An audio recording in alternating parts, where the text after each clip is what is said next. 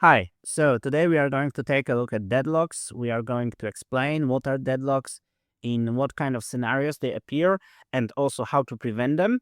And we are going to create two examples where we build deadlocks from scratch. And of course, those are just educational examples. You are not supposed to replicate as at least the first stage, since we will first create a deadlock and then try to, of course, prevent it or see why exactly did it occur, and what kind of strategies can we implement in order to make it disappear. And of course, we are now learning about threads, so those will be deadlocks particular for threads, but deadlocks are a very general concept. Yeah? So once you understand that, like for one kind of entity, then you can use this concept and extend your understanding to all sorts of entities in IT and programming, since deadlocks can appear whenever there is more than one entity trying to access a resource. Yeah? And if this kind of scenario or if those kind of conditions hold, no matter what is this entity and no matter what is this resource, you can have potentially a deadlock. Yeah? So it can happen between threads within a single application. It can happen between processes within a single application. It can happen between two independent applications. Yes, as long as we are trying to access from two different entities same resource. And here are the conditions which we will read for deadlock in a second. Yeah, but it's a very general thing. It can happen within the databases. In fact, all of the modern databases have mechanisms implemented inside them, and to prevent deadlocks from happening, such as timeouts and others. And probably we'll also take a look at like specific examples for databases in other videos. Right now we are just dealing with threads, but you should be aware that it's something very general. It can happen also, for example, on a file system, yeah, where, especially if it's like a network attached file system like NFS, and two processes from maybe different machines even can try to access the same file. Maybe one tries to read the file, other tries to remove the file. Yeah, and then you can have a situation with corrupted files and so on. Yeah, so all those kind of scenarios, whenever you have entities, whatever those are, and resources, can potentially lead to deadlocks. Also in cloud. So those are very general things, and those are four conditions which have to be met in order for deadlock to appear. So first thing is mutual exclusion. A resource can be used by only one entity at a time. And so resource, which as we said, entities are general things, could mean very different things in practice, like thread, process, and so on, and resource as well. So it could be something that is just in memory, like a variable, shared variable, if those are different processes, and so on, but could also mean physical things, access to CPU, access to GPU, access to printers, and so on. So the resource could be both logical and physical, depending on the scenario. And if there is this resource can be used just by one entity at a time, this can potentially lead to deadlock, but not on its own. So we need to have those four conditions. There is hold and wait. So an entity holds one resource while waiting for another, and there is no preemption. Resource cannot be forcibly taken away. If it can be forcibly taken away, then the deadlock will be broken like before it happens. Or maybe if it's, of course, happens with some time, and then maybe it occurs initially, but then sort of breaks when the resource is acquired forcibly by one entity. And there is a circular wait, meaning there is a cycle of entities waiting on each other. So now let's imagine a scenario, not from programming world, but just in general, to sort of illustrate and visualize the situation better. As we said, that both entity and resource can mean anything and are very general concepts. Let's say you're in the office and there are two teams, and both of them want to use a meeting room.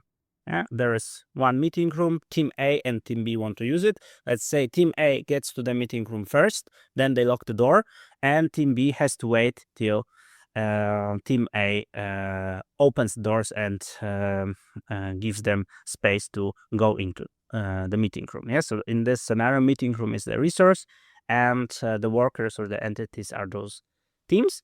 And let's say we add another resource, and there is a projector. Team A goes to the meeting room, and then they realize that they need a projector. But team B already has taken a projector. Let's say there is only one projector in this office, and they say that Team A says we will first open the door when we get the projector, but Team B says, no, we will first give the projector once we can enter the meeting room and use it. Yeah, so both of them are waiting for each other. There is circular wait. There is no preemption. They cannot take it from each other forcibly, and both of them are holding the resource and waiting for the another one, and there is a mutual exclusion for both of the resources. Yeah, so one team has the room and the other team has projector, and in such a scenario, deadlock would occur. Of course, for humans, they are smart. They would not wait infinitely. At some point, one of the team probably would give the resource to another team, but just for the illustration purposes, I think this could be used to understand what exactly are the deadlocks. Yeah, so now the next thing is how to or in which kind of scenarios deadlocks occur when it comes to the threads. So let's import threading. Let's see an example in action. And let's create two workers, two functions. And those functions will use locks. And so we'll have two functions. And we will have thread 1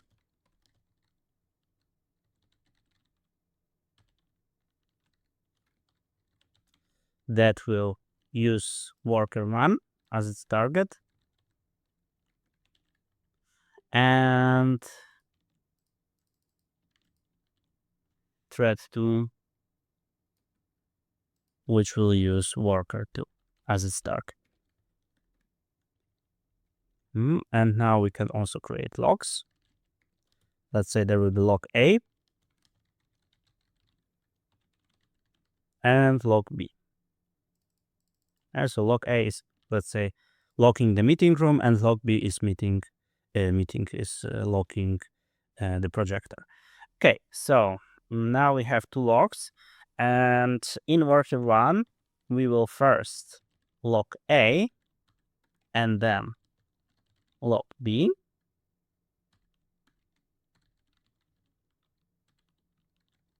And if we reach this place, we'll display worker 1 finished. And here print entering or starting worker 1. And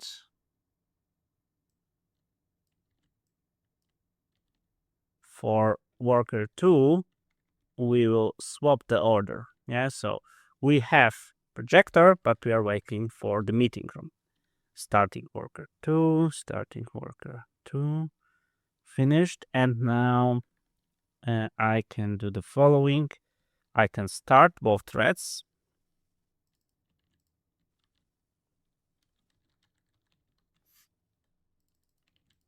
And I can also join in the main thread, wait for them to finish.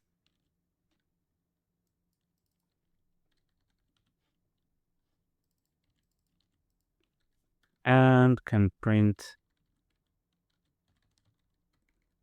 all threads are done.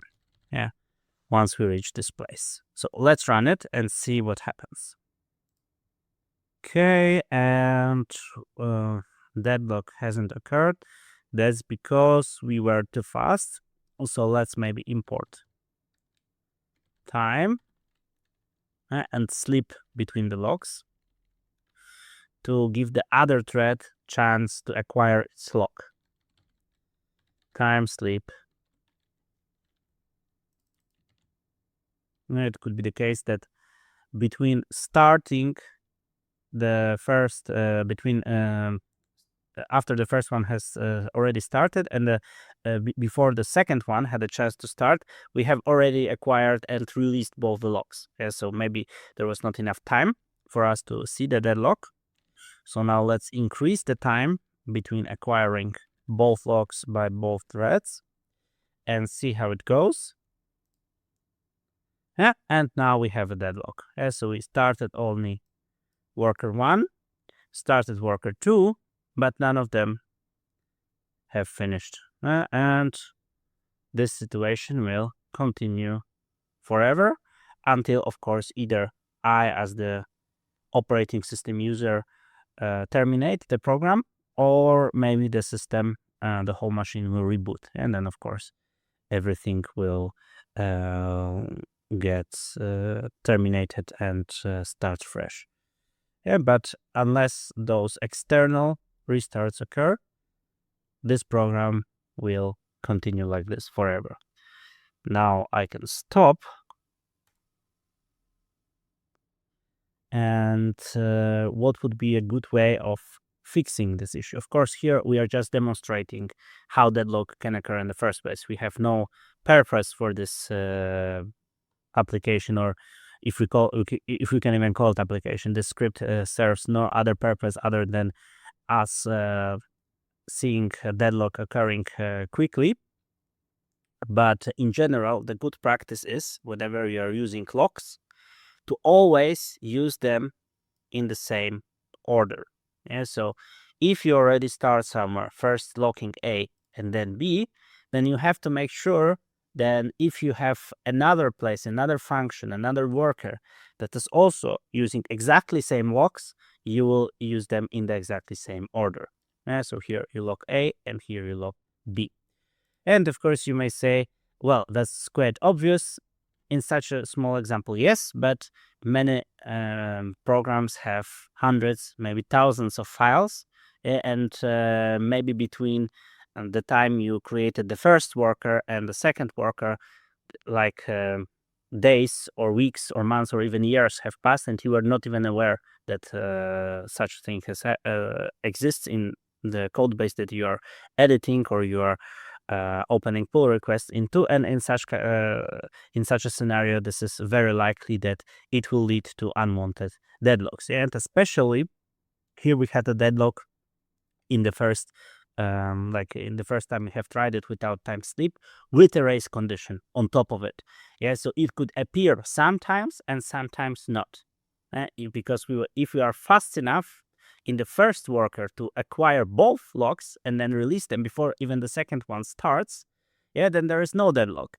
But because it's a race condition, it can sometimes happen. Sometimes we won't be that lucky. Yeah, so in such a scenario, you should be very careful whenever you're using the locks and make sure that they are always acquired in the same order. And if I now try to run it like this, we can see that everything is done in correct way. Yeah, so both workers managed to finish their job and all threads are done. We reached the end of the program here, and the execution has been completed successfully. Okay, so let's comment this out and see the second example. And we can have a deadlock even without any locks. How is it possible? So let's import threading again. And now let's create two variables that we first initialize to none, T1 and T2. But those in fact will be threads, or we can call them thread 1 and thread 2 as in the first example. And in the first worker, we are going to wait for the second thread to finish. And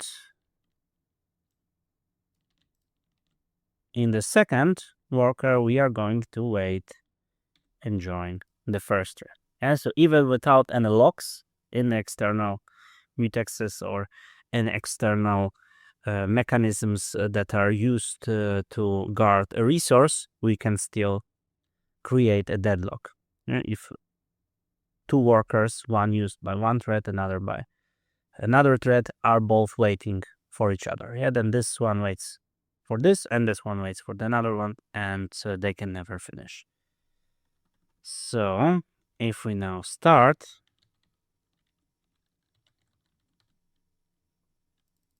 thread 1, thread 2,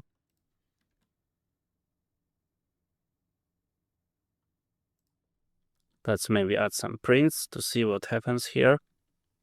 Starting worker 1,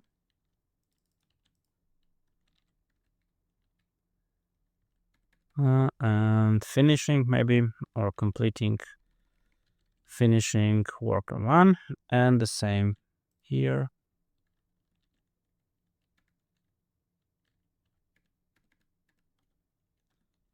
And starting worker 2.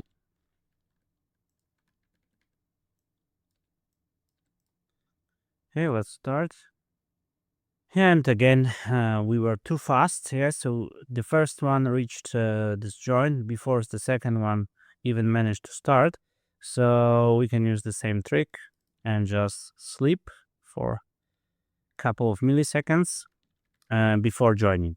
So we need to be sure that the second thread already exists and already is working. And of course we have to import time for that. Let's start. And now we have our deadlock scenario. So how to remediate this kind of situation? Well, the best kind of rule of thumb and the best kind of practice that you can use whenever joining threads is to join them only from the main thread. Do not bother trying to synchronize and join threads from many different subthreads. This will get very complex and ugly very fast. Best kind of rule of thumb that probably you can always follow, no matter how complex your situation is to just join from the main thread. So let's remove it from here. And if we just join here, then everything is correct, and we can join in whatever order, since they have task to execute or the work to do that is almost exactly the same, or exactly the same. And both of them finished almost at the same time. And the first time we executed this, they both the message from both of them got printed on the same line, and so probably they finished exactly at the same time. Okay, so that's it. Those are two kind of scenarios that I wanted to show you, which is present and show an easy way to create deadlocks, and you have to sort of learn in which kind of scenarios deadlocks can occur, and be aware of those and try to avoid having them in your application. Of course, many times there are many different people working on a single code base, and then you also have to be sure that your colleagues or whoever else is working on the same code base also follows the same practices. And whenever you're using threads or processes or any kind of other entities, as we said in the beginning, that can access a resource, whatever that resource is, then you can, like in this kind of scenarios, you have to be cautious and make sure that deadlocks won't occur. And of course, if you want your application to work correctly, if you want to be mean, and you can also choose an opposite approach and make sure that deadlocks does happen. I don't know what's your goal. That was me just trying to explain what deadlocks are and in which kind of scenarios they can occur.